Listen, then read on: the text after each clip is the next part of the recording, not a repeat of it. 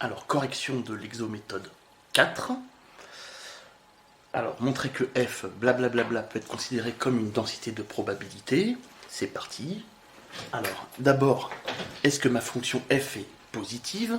Il vaut mieux, mais il faut s'en convaincre. Alors, les trois derniers bouts, 1/2 d'exponentielle x, positif, 0, positif, 1/2 de exponentielle moins x, positif. Il reste le moins 1 sur x3. Alors, moins 1 sur x3, comme je suis plus petit que moins 1, pour x plus petit que moins 1, x il est négatif, donc x3 est négatif, et avec le moins qui est là, c'est positif. Donc tout va bien. Hein. Donc je peux commencer par affirmer que f est positive sur R.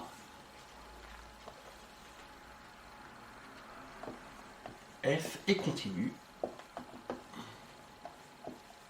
sur R, sauf éventuellement en moins 1, 0 ou 1, et 1 par opération sur les fonctions usuelles. Je me permets de rappeler que POSFU interdit dans les copies, il n'y a pas d'abréviation dans les copies. Voilà, voilà, il ne me reste plus qu'à calculer l'intégrale de moins l'infini à plus l'infini de f de t dt. Et pour ça, j'ai 4 intégrales à calculer sur les 4 bouts. Je commence par me débarrasser de, comme f est nul, sur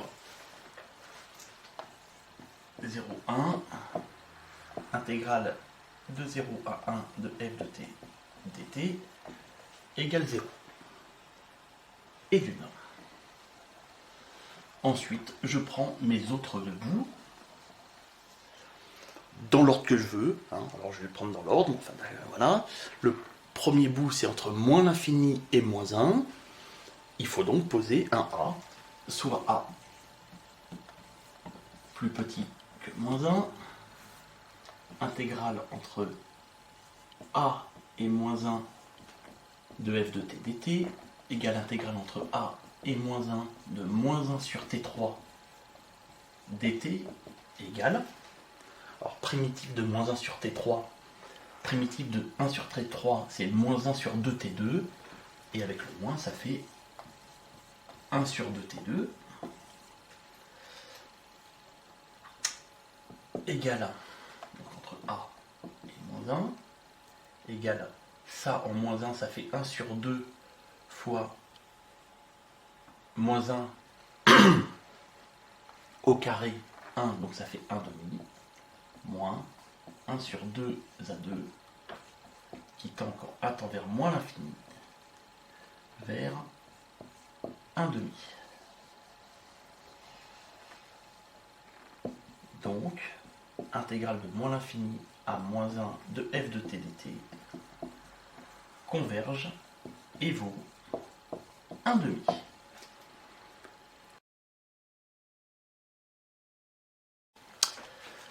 Alors encore une fois, grossier montage vidéo, parce que j'avais dû interrompre la correction de l'exemple 4 en plein milieu. Donc je continue là où j'en étais. J'ai donc traité auparavant le cas entre 0 et 1 est plus petit que moins 1. Il me reste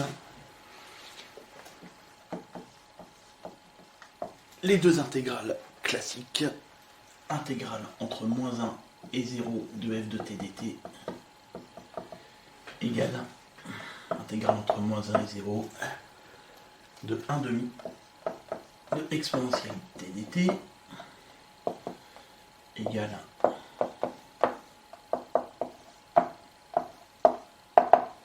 primitive de 1 demi d'exponentielle t, 1 demi d'exponentielle t, ce qui me fait 1 demi moins 1 demi exponentielle moins 1 et intégrale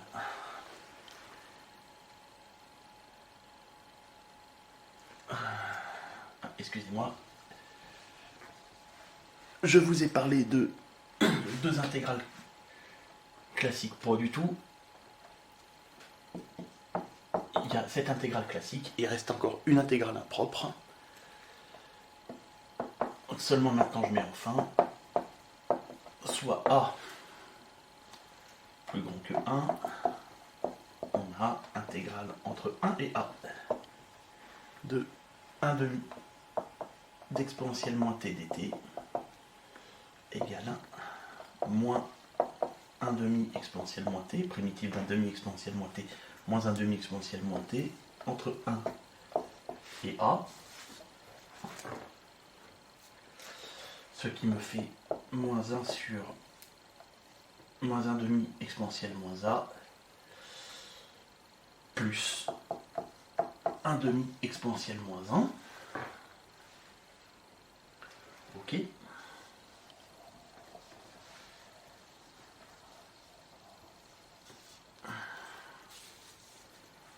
Et tout ça, ça tend, quand A tend vers plus l'infini, vers 1 demi exponentielle moins 1. Donc, intégrale entre 1 et plus l'infini de f de t dt converge et vaut 1 demi exponentielle moins 1.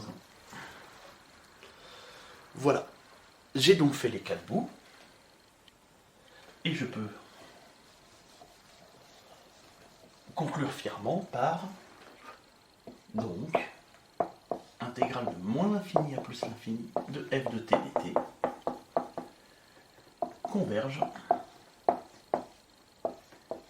et vaut, et j'additionne tout ce que j'ai trouvé. Entre moins l'infini et moins 1, c'était 1 demi. Entre moins 1 et 0, c'était 1 demi moins 1 demi exponentielle moins 1. Entre 0 et 1, c'était 0. Et ici, 1 demi exponentielle moins 1. Et ça me fait 1 demi plus 1 demi. Ça se simplifie. Et ça fait 1. Eh bien, ouf. Je peux enfin conclure. F peut donc être considéré comme une densité de probabilité.